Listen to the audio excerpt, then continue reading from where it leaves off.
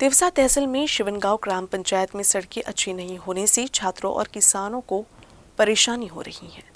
तिवसा तहसील के शिवनगांव ग्राम पंचायत में आने वाले जिले के स्कूली छात्रों, आदिवासी समुदाय की बस्तियों और किसानों की सड़क कई वर्षों से खराब स्थिति में है। उनकी बस्ती से जिला परिषद स्कूल तक की दूरी लगभग 500 मीटर है। ये सड़क इतनी खराब है कि पैदल चलने लायक भी नहीं है। एक महीने पहले एक आदिवासी छात्रा सड़क पर गिरकर गंभीर रूप से घायल हो गई थी।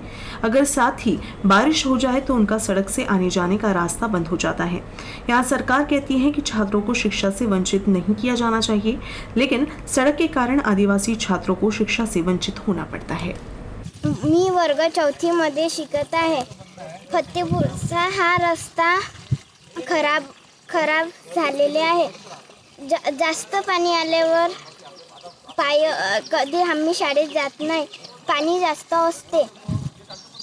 आम्ही शाळेत जात असते तेव्हा पाणी नदीला असते। तुला किती वर्षापासून रस्ता खराब आहे? हा खूप वर्षापासून खराब आहे। आताच तर एवढं जरी असून म्हणजे रस्ता खराब आहे, हे कोरडं असून तर पाणी आल्यावर तर खूप रस्ता खराब राहत असून हा काय तुम्ही मग शाळेत जात असता काय? तुम्ही मग शाळा पडते तुमची तर म्हण के हे गारा झाला आहे, रस्ता तर दुरुस्त नाही झाला आहे।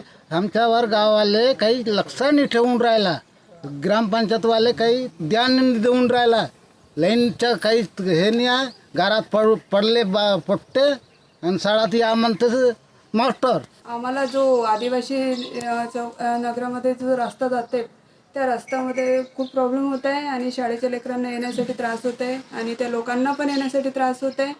आणि ते आम्ही काम मातोश्रीमध्ये पण मागणी केली होती, आमदार खंडांना पण मागणी केली आणि आता आम्ही जलसुविधेमध्ये 30 लक्षाचे कामाला दिलं आहे। तरी त्याचे लवकर मंजुरी करण्यात यावी आणि कामाला लवकरात लवकर सुरुवात करण्यात यावी।